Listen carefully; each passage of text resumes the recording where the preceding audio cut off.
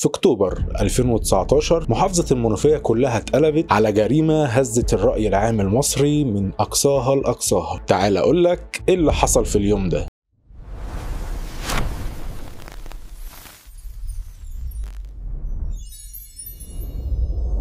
بس قبل ما نبدأ حلقتنا النهاردة ما تنسوش تخشوا تتفرجوا على قضية بنت بولاء الدكرور وتعرفوا ايه اللي حصل في نفق البدراوي، ولينك الفيديو هتلاقوه تحت في الديسكريبشن. حلقتنا النهاردة بتتكلم عن محمد أشرف راجح، شاب عنده 18 سنة. الناس شايفاه من عيلة كبيرة، عيلة كلها متعلمين وليهم مكانة كبيرة في المجتمع، لكن في الحقيقة راجح كان عايش حياته كلها بلطجة ومخدرات وعلاقات ببنات، وبيطلع على السوشيال ميديا بفيديوهات كلها مليانة استعراض، وفي كل مرة يعمل مصيبة مع أي حد العيلة كلها تتدخل وتخلص الموضوع بفلوس، تخلص الموضوع بعلاقاتها، المهم الموضوع ما يوصلش القضية. والموضوع ده خلى شخصيته تبقى متوحشة أكتر، وكل اللي يعرفوا كانوا بيتجنبوه وما يخشوش معاه في أي مشاكل، لأنه ولا بيخاف من حد ولا بيحترم أي حد سواء كبير أو صغير. وفي الفترة دي راجح ارتبط ببنت ووعدها إنها هتبقى الوحيدة في حياته، ولكن في الحقيقة إنها كانت كذبة زي باقي أكاذيبه. والبنت اكتشفت بعد فترة إنه بيكلم بنات كتير غيرها، وصاحبتها ورتها صور كتير مع بنات أكتر، والبنت راحت مكلماه في التليفون وواجهته لكنه أنكر. وكل اللي كان عايز يعرفه من المكالمة دي اسم البنت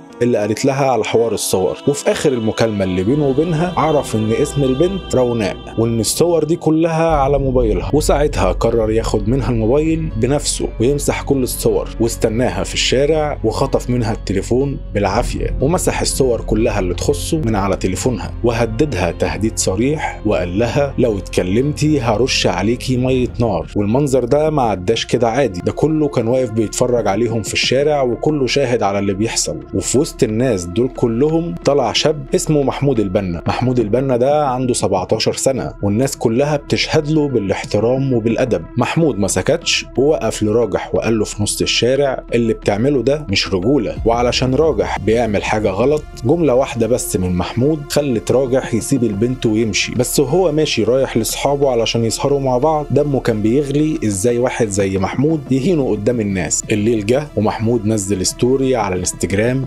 بيقول فيه مش من الرجولة انك تضرب بنت. الستوري دي وصلت لراجح بالليل وهو قاعد مع صحابه في قعدة حلوة، وكان ساعتها الساعة 2 بالليل. الكلمة وجعت كبرياءه وحس انها تحدي قدام الكل، ومن هنا ابتدى يفكر ازاي ينتقم منه. لكن قبل ما ينفذ راجح قرر انه يضغط على محمود. راح لحد بيت محمود بالليل وبعت له رسالة صوتية على الواتس فيها تهديد واضح وصريح، لو ما نزلتليش دلوقتي انا هخلص عليك، ولو اي حد فكر يتدخل هيتقتل. تخيل تبقى قاعد في بيتك في امان الله وتسمع رسالة صوتية فيها واحد بيهددك بيقول لك انه هيقتلك. ومحمود هنا سمع الرسالة لكنه ما استجابش وما نزلش ولا فكر ان هو يخش في دوامة البلطجي. وهو ده بالظبط اللي جنن راجح اكتر. جابوا مطاوي وجابوا بخاخ شطه، وكمان قعدوا يفكروا بعد ما يخلصوا من محمود ازاي هيهربوا، وجابوا وسيله للهروب. ونيجي اليوم الواقعه، محمود كان نازل مع صحابه، فجاه طلع له راجح من تحت الارض.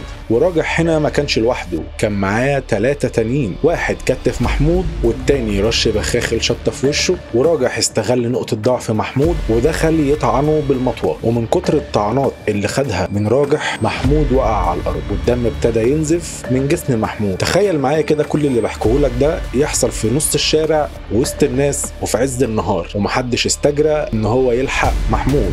وبعد ما راجح خلص هو وعصابته اخدوا بعضهم وهربوا. الناس طلعوا جريوا يلحقوا محمود واخدوه على المستشفى بسرعه، وابوه لحقه هو في العنايه. لكن للاسف اول لما راح هناك المستشفى بلغوه ان ابنه فارق الحياه. الجريمه دي ما كانتش جريمه عاديه، ساعتها البلد كلها اتكلمت عنها. الجنازه اتحولت لحدث ضخم جدا، وناس كتير من كل المحافظات جم يعزوا الوالد. حتى الازهر والكاتدرائيه نزلوا بيان رسمي بتعزيه اهل البطل. ومحمود البنا الله يرحمه اتسمى بشهيد الشهامه. رجال الشرطه ما استنوش كتير، قبضوا على راجح واصحابه والمحاكمه ابتدت. ومن هنا طلعت الاشاعات. في ناس كتير طلعت قالت ان اهل محمود اتعرض عليهم 1,000,000 جنيه علشان يتنازلوا، وفي ناس طلعت قالت ان اللي في القفص جوه المحكمه مش راجح واللي جوه ده حد شبهه. وطبعا كل الكلام ده اشاعات واكاذيب، والادله كانت قويه جدا. شهود ودعيان وتسجيلات صوتيه وكاميرات مراقبه رصدت كل حاجه، والمحكمه وصفت القضيه بالقتل العمد مع سبق الاصرار والترصد. والقاضي هنا كان عايز يحكم بالاعدام، لكن للاسف القانون هنا بيمنع الحكم بالاعدام لمن هم اقل من 18 سنه. عشان كده الحكم النهائي صدر ب 15 سنه سجن على راجح والاثنين اللي كانوا معاه، و5 سنين سجن للمتهم الرابع. الناس كلها كانت شايفه ساعتها ان الحكم مش كفايه، لكن في النهايه القانون اتطبق، واللي فضل في قلوب الناس ان محمود البنا بقى رمز للشهامه والشاب اللي ضحى بنفسه علشان يدافع عن بنت منطقته. ونيجي للنهايه، يمكن الحكم جاب 15 سنه سجن بس، والقانون هنا منع الاعدام عليه علشان سنه. بس هل ال 15 سنه دول كفايه؟ اكيد لو عارفين محمود البنا كويس هتقولوا لا،